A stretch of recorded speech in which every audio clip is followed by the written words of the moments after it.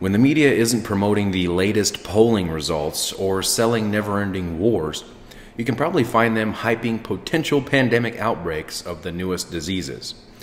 Last year it was Ebola, and this year it's Zika, and one can only imagine what 2017 will have in store for us.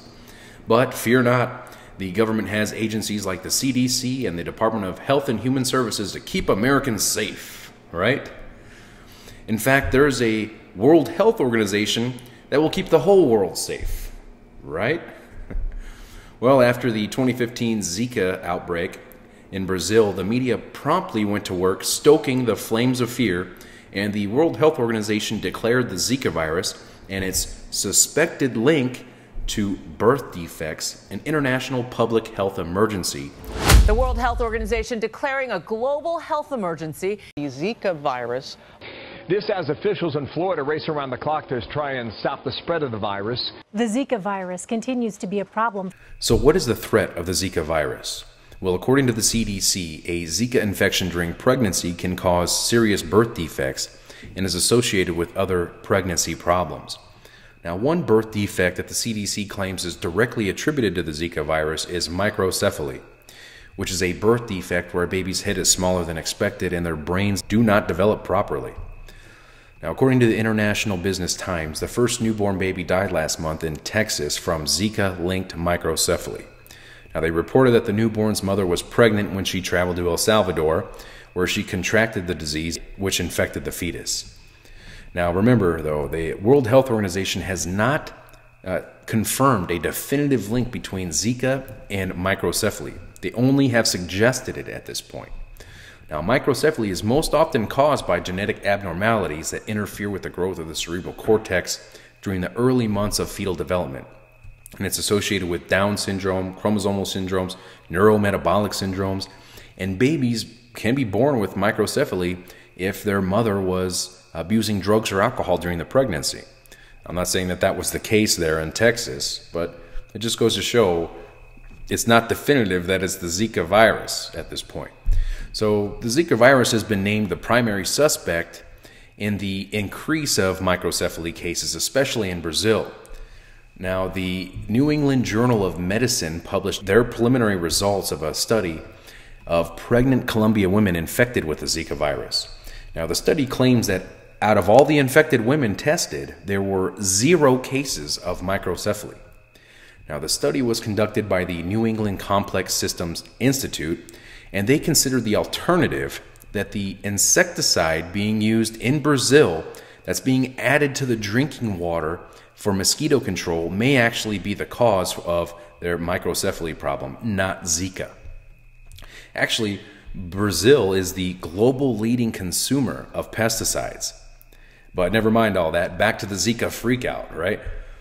Now, I suspect that we will see more of the mainstream media hyping of Zika in the coming weeks as Congress is negotiating a $1.1 billion funding package to help combat the outbreak of Zika in the United States.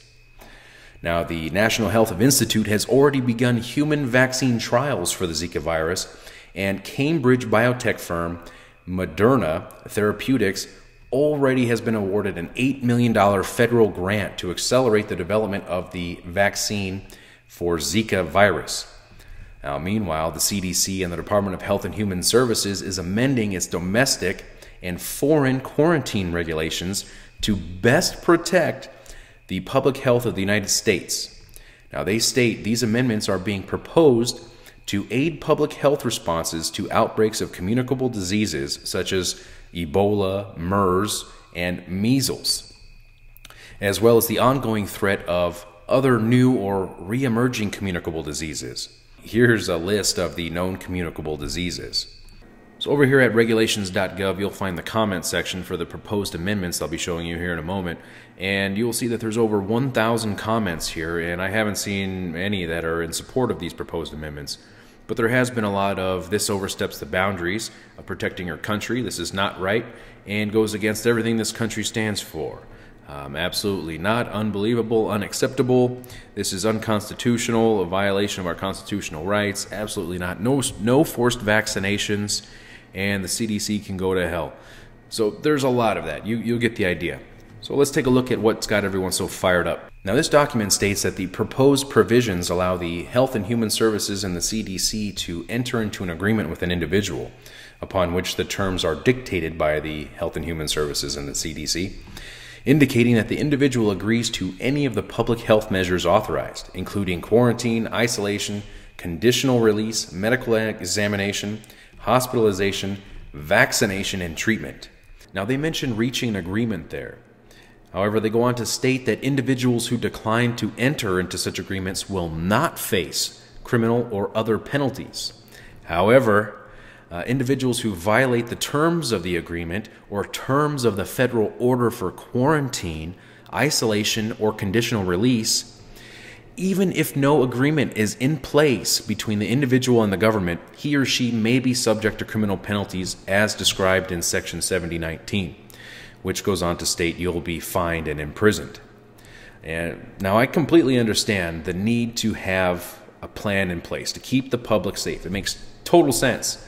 But when you have a government that is in bed with big pharma and the biotech industry, a number of conflict of interests arise. But never mind all that. Back to the Zika freakout, right? Now, the CDC has extended their travel advisory to Florida's Miami Beach.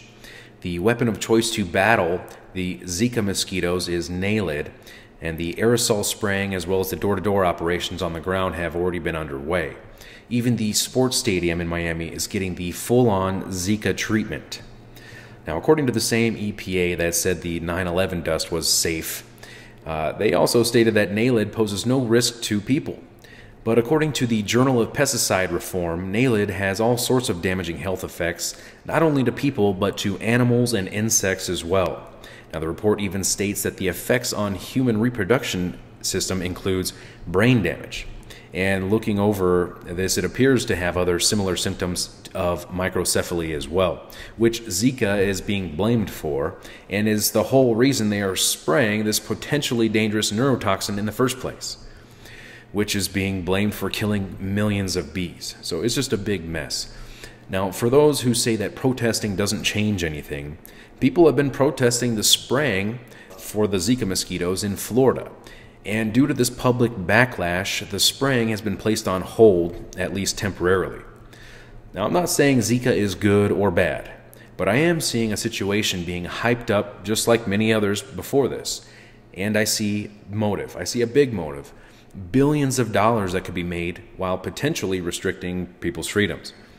Now, in both the US and Brazil, there are many different variables in the equations and many different possible explanations. And I think that many of these variables are being overlooked by governments. Like maybe the toxins they are adding to the water to kill the mosquitoes is contributing to the problem. I don't know. I mean, it'd be a good place to start, you'd think. But those kind of solutions do not make money, and they do not gain power. So it's up to the people to hold their governments accountable.